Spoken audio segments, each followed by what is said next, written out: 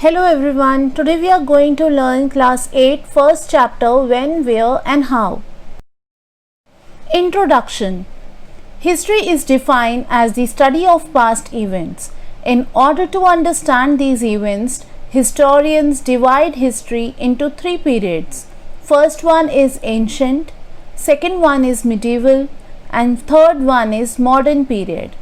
This division of history simplifies the analysis of events as each period will be recognized for the common characteristics.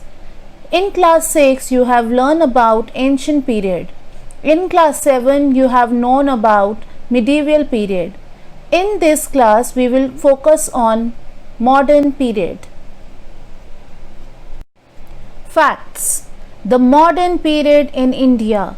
The transition from the medieval period to the modern period in India is marked by the decline of the great Mughal Empire and the advent of the British. This period also witnessed the decentralization of power as many smaller states emerged and declared their independence. The modern period in the world. During the modern period, not only India but also other countries of the world witnessed several important developments which shaped the future course of action for the entire world. Renaissance. The term Renaissance refers to rebirth, or we can say revival. It is characterized by the emergence of independent thinking and reasoning among these people. Now during this period, many of the changes took place in art and literature. Industrialization. The Industrial Revolution refers to the rapid development of industries in Britain, brought about by the introduction of machinery during the 18th century. The development of industries led to mass production of manufactured goods. Such markets were found in affluent countries like India, which were later transformed into colonies. Now let's explore these pictures. Sources of the modern period. Official records of the British administration. Now question arises where all these records were being kept.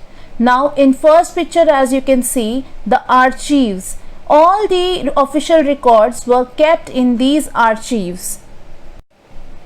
Books, newspapers and magazines are some other sources of modern period. Now accounts of foreign travelers. As you can see the picture of Yuan Tsang, he was one of the important foreign traveler who visited India and gave his account. That written account was known as account of foreign travelers. Architecture. Besides written records, the architectural structures of the modern period of India are reflective of British influence. Now you can see some of the picture of Rashtrapati Bhavan, Parliament House and the India Gate. All these important architectures were made under the guidance of Britishers. Please like and subscribe my channel if you like my videos.